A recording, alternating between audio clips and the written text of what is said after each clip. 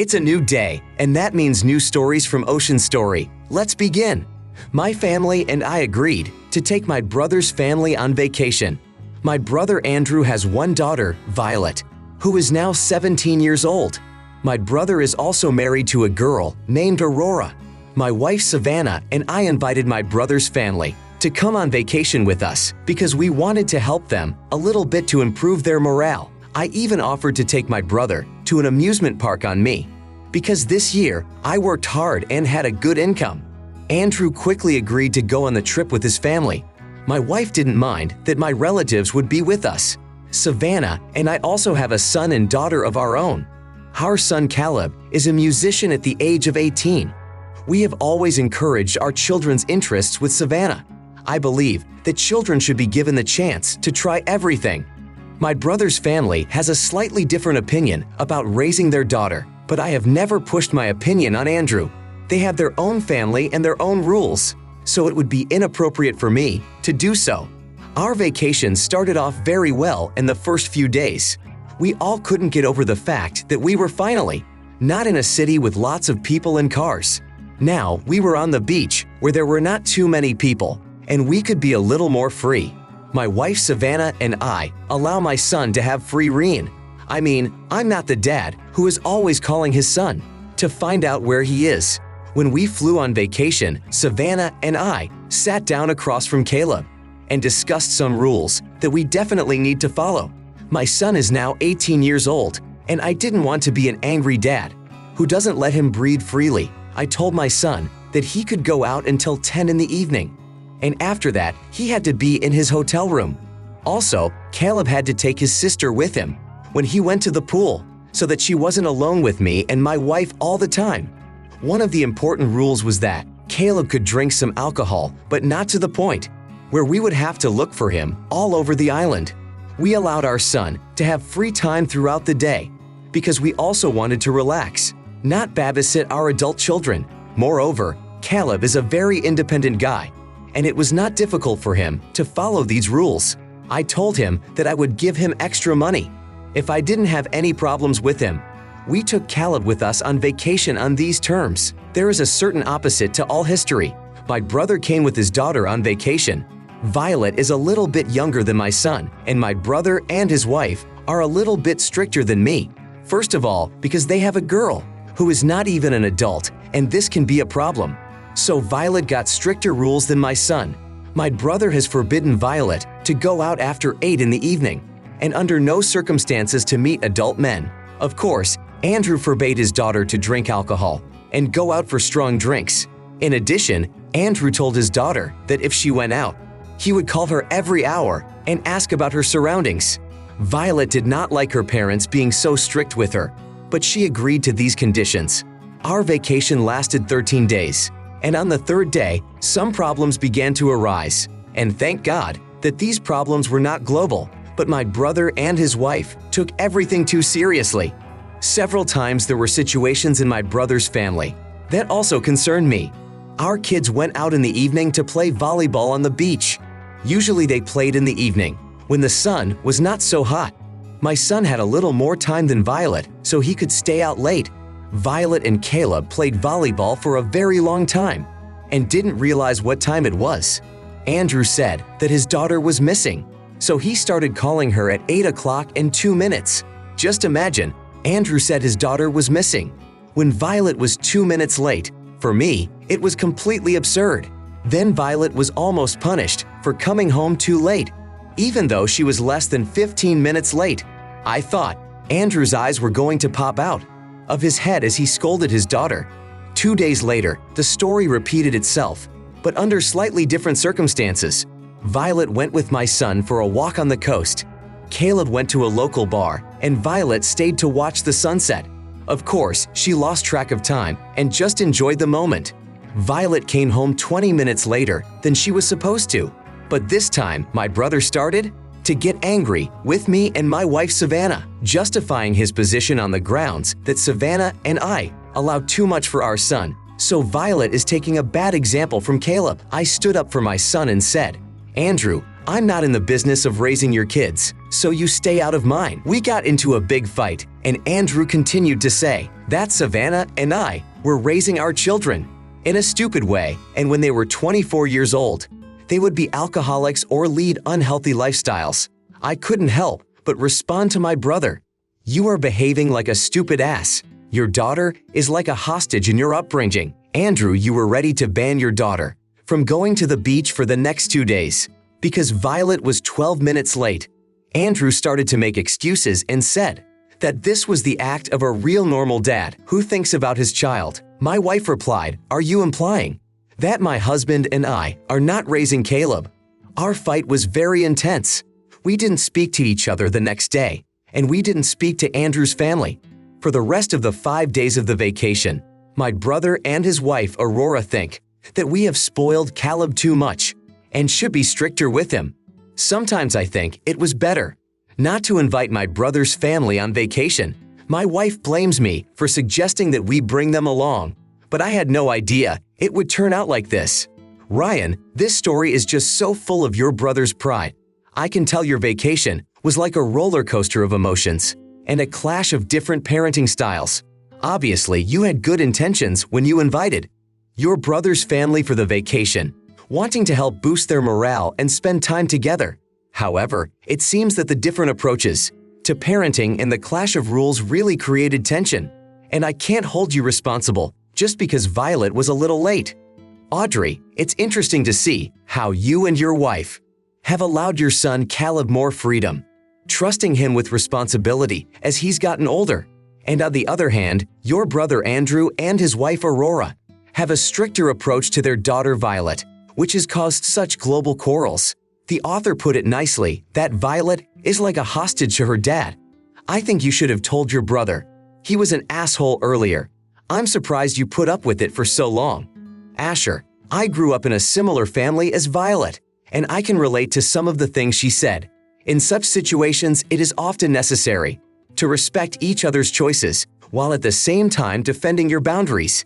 It is understandable that you would want to defend your son and the way you have chosen to raise him, but you should have just tolerated your brother's behavior and not continued the conflict. Andrew is partly right that you are allowing too much for your son.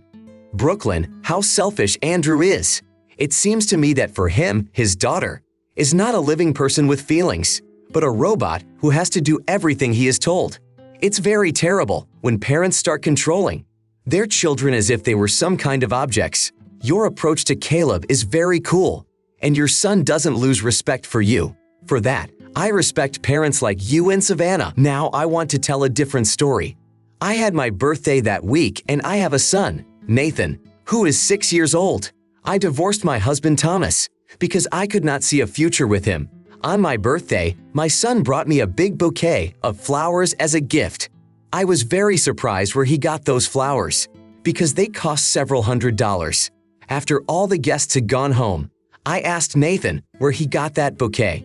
My son said that early in the morning while I was sleeping, Thomas came to our house and took me to the store to buy flowers for you.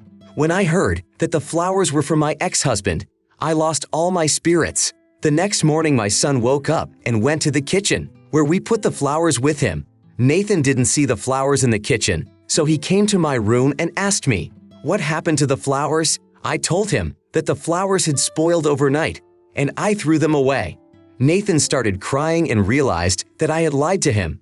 It's hard for me to explain to a 6-year-old child why I did what I did. I don't think Nathan will understand that I am disgusted to hear the name Thomas, let alone get anything from him, even though the gift was technically from my son. But it came from Thomas's hands, and I thought it would be a good idea to throw that bouquet away. As luck would have it, my mother came 2 hours later, and my son told her what I had done. My mother yelled at me for hurting little Nathan's feelings. I told her that the gift was not from my son, but my mom said it didn't matter who helped Nathan get those flowers. Your son wanted to make you feel good, but you are blinded by your feelings for Thomas and acted like a teenage girl. Apologize to your son immediately. My mother made me feel very bad, and now I am very ashamed that I was so rude to my son. Bella, it's understandable that you have your own personal feelings. about Thomas, but to use them to justify hurting your own son's feelings is unfair. Nathan is just a kid who wanted to make you happy on your birthday. He doesn't understand the complexity of your emotions toward his father. You should have thought about his innocence and not let your personal issues cloud your judgment. Claire, your son's intentions were pure. He wanted to bring you joy on your birthday. Your son was making a gift for you, and you just threw the flowers away. It is important to separate your feelings for your ex-husband from your son's actions. He should not suffer because of your history with Thomas. Apologizing to Nathan is the right thing to do. Leo, your mother was right to judge you. Nathan's innocent act of kindness has clouded your judgment. Throwing the flowers away may have seemed like a way for you to distance yourself from Thomas, but in the end it hurt Nathan more. Your son looks up to you, and this experience may have made him feel like he did something wrong. Apologizing to him and explaining your actions may help to set the record straight. Skylar, I'm sorry that your personal resentment of Thomas clouded your judgment and affected your son's feelings. Remember that Nathan is still a child. Trying to understand the world and his actions were motivated by pure intentions. Instead of projecting your feelings onto him, it is important to develop a healthy relationship in which he feels loved and supported, no matter where the gift came from. Isaiah, your son's gesture was his way of showing love and affection on your birthday. While you may have good reasons for your feelings toward Thomas, using this as an excuse to dismiss Nathan's efforts is unfair to him. Your mom was right to remind you that your son's feelings matter too. Apologizing to Nathan and explaining your actions in a way that he can understand will go a long way toward making amends. A story that really surprised me. My grandfather left a legacy for my life. At that time, my mom and dad divorced, and my mom had full custody. All this happened when I was 15 years old and about to enter university. My mom found a man named Julian with 2 children. His children were a little younger than me, but I could say that they were my age. The oldest of Julian's children was 13, and the youngest was 11. My mom wanted to have a relationship with Julian, even though he already had children. But this decision did not have good consequences for me. At that moment, my mother wanted a man by her side. 1 year before I entered university, a certain incident happened in our family that changed my life. We were having a medical examination with Julian's children to go to a children's camp. At one of the stages of checking the children's health, the doctors noticed something strange in the blood of one of my half-brothers, the oldest boy, Matteo. 1 day later, the tests were ready, and Matteo's parents were urgently called to the hospital. They found cancer cells in his blood that were beginning to grow rapidly, so they had to treat Matteo urgently. My mother and her husband were not people who could bathe in money and take a bath in champagne every day. We're an average American family with a middle income. I think some people know that cancer treatment is not a cheap procedure. Moreover, such news spoils everyone's nervous state. One evening, my mom came to me and said, "Daughter, you know what happened in our family? Julian and I don't have that much money to treat Matteo quickly and effectively." During the conversation, I realized what she was getting at. In fact, I felt very sympathetic to my half-brother. Even though we don't have a warm relationship, we just live in the same family and share the same house. I told my mom that I could help my brother, but only if you and Julian didn't spend all the money together, because the money that my grandfather left me was supposed to go to my studies. If the amount is less than I need, I will have to think about another university, and I probably won't be able to study at the course I have chosen for myself. My mom said she would try to save money wherever possible. I agreed and hoped for the best in several senses of the word. It's been about 6 months of fighting Matteo's disease. It was a very exhausting period for both parents. I stopped receiving attention from my mom because she was constantly busy with various issues. Julian was constantly at work to get more money for the family. During the 6 months of Matteo treatment, half of my money was spent. I was very upset that I would not be able to study at the university I dreamed of. My mom noticed that I was walking around very depressed for a month. She decided to talk to me about my mood. I told my mom that I was very upset because I would no longer be able to go to the university of my dreams. I also don't like that you and Julian spend half of my money. My mom replied, How can you be so selfish when it comes to your brother's life? I told my mom, first of all, Mateo is not my brother. Secondly, this money concerns my life as much as Mateo's, just in a different way. My mom said that I was too much focused on myself and did not think about others.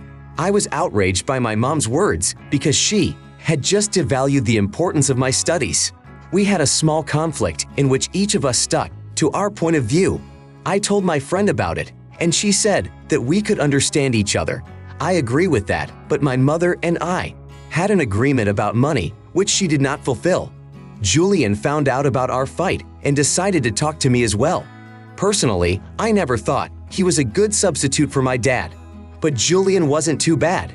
During our conversation, Julian apologized for the fact that I had to lose so much money because of his son. Julian assured me that at the first opportunity, when Mateo gets back on his feet, then my debt will be repaid.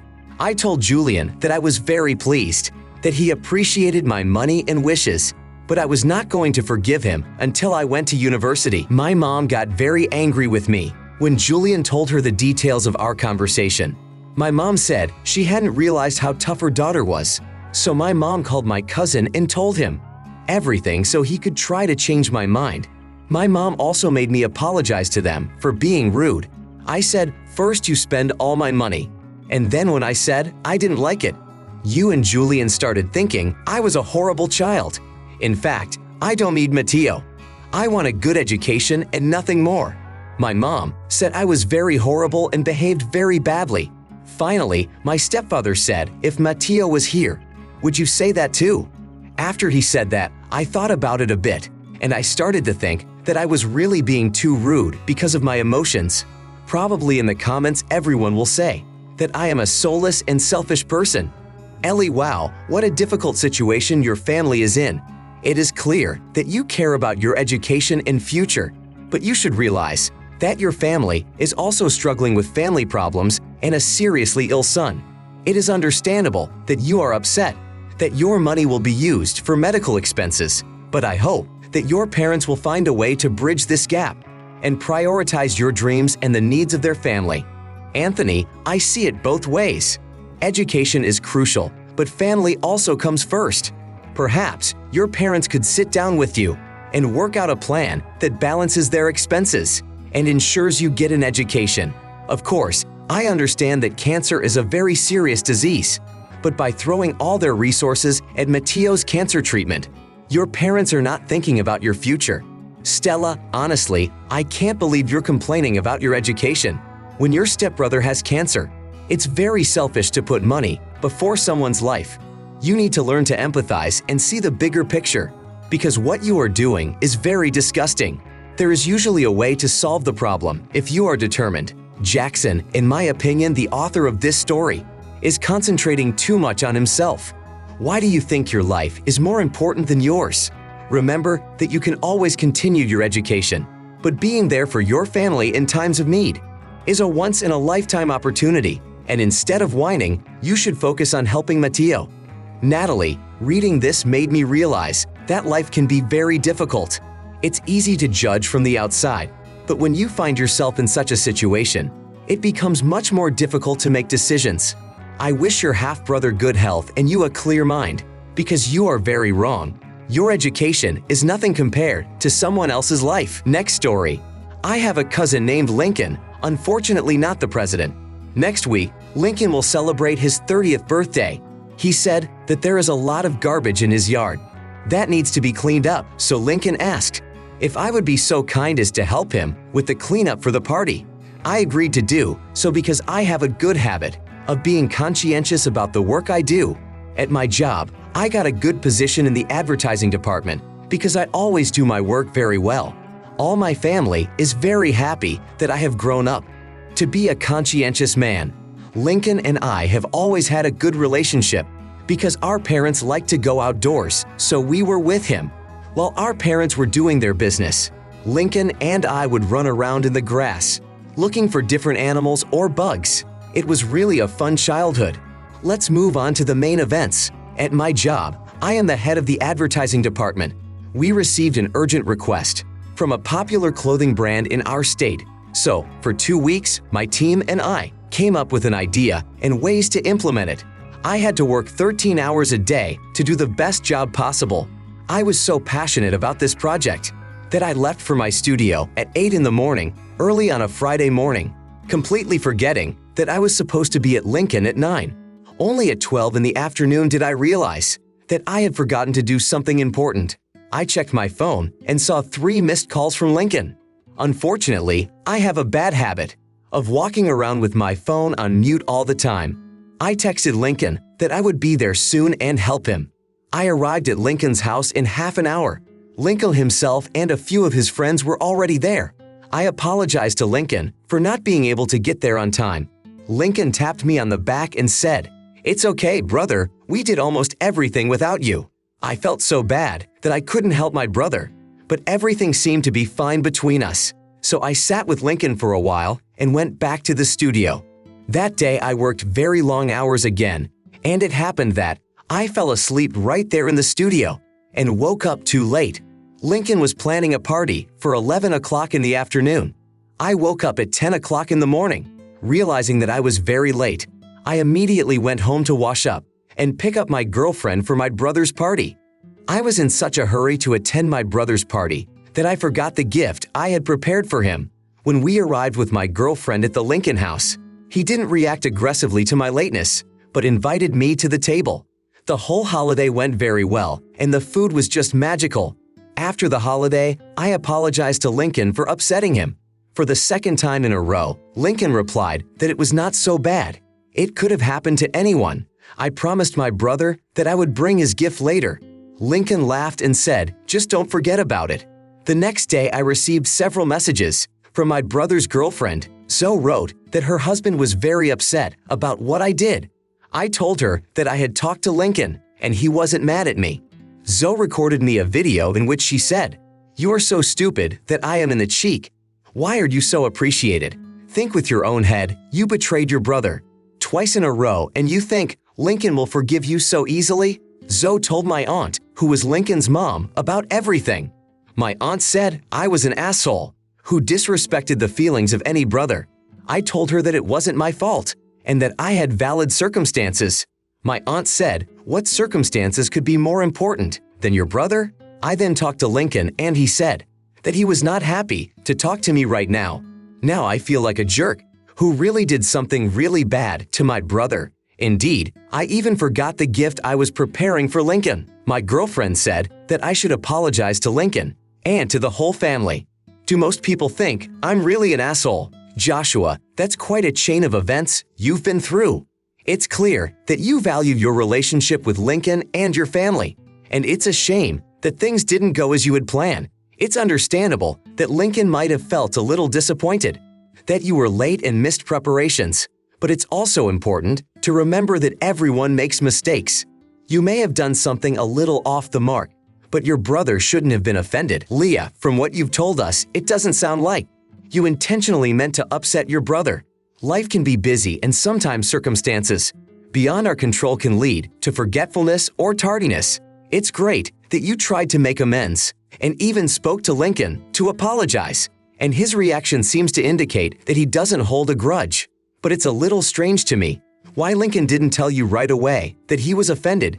Is Lincoln only an adult on the outside and can't say to your face that he is offended? Christopher, as for the opinions of other family members, people can have strong reactions, especially when emotions are involved.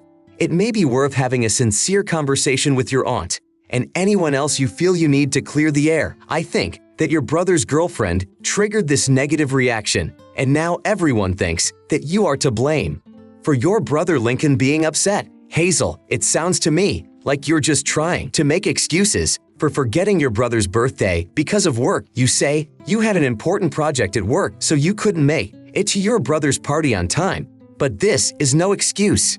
You need to admit that you are guilty and stop playing the innocent. Your aunt is right that you have acted like a bad brother. My next story. Perhaps after this story, everyone in the comments will start thinking that I am a terrible person. My son Charles suffered some emotional trauma after he broke up with his girlfriend Paisley, with whom he had been in a relationship for the past 7 months. My son is 16 years old, and this relationship was his first ever.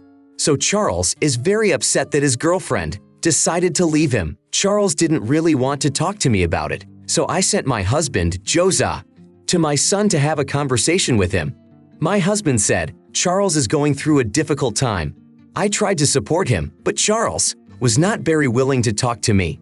Then my husband said, I know a therapy that can help our son. Josiah suggested that we buy a pet for our son, and he will shift his focus to caring and not thinking about his loss. Honestly, this idea didn't seem good to me because we don't live in our own house, and I'm worried about property. But my husband said that we would get some kind of animal. That would be very little trouble. So I finally agreed to it.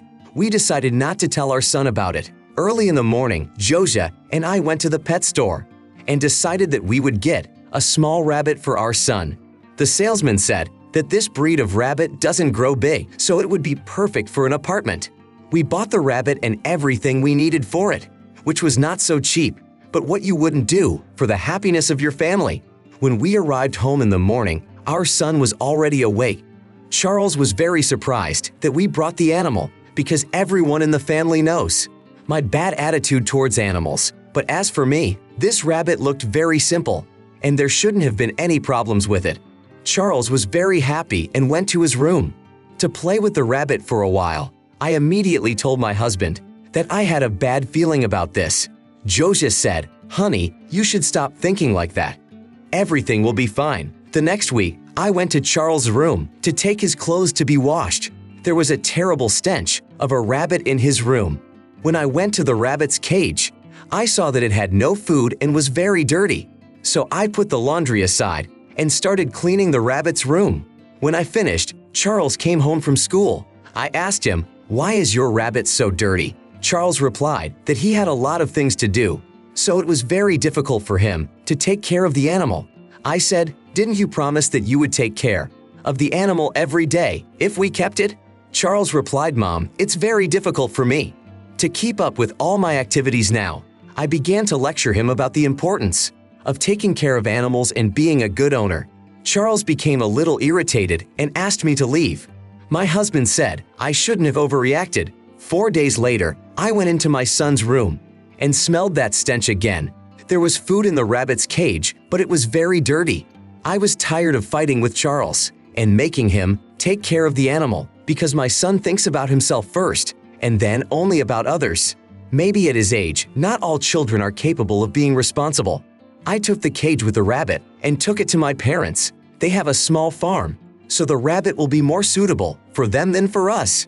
My son came home from school and noticed that there was no cage in his room. Charles thought that I had moved the cage and forgot to put it back. I told my son that the rabbit will no longer live with us because you don't know him how to take care of it. My son said that I was very rude and did not give him time to recover from his past mistakes. I replied to my son, Charles, the stench from your rabbit has been there for a week. When were you going to fix something?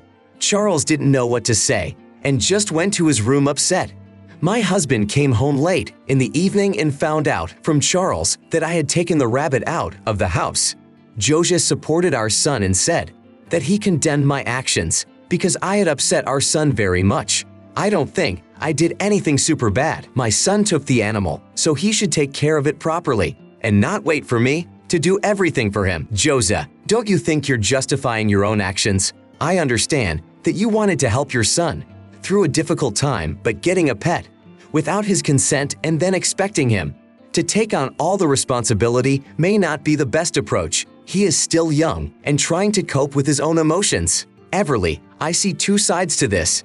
On the one hand, it is important that children learn responsibility, but introducing a pet into a situation without proper discussion and preparation can be overwhelming, especially if it's a rabbit, which needs to be taken care of just as much as a dog. It's not like getting a hamster. Hudson, it's understandable that your husband thought a pet would help your son, but it's a big commitment. The way you handled the situation seemed a bit rushed and didn't take his feelings and capabilities into account.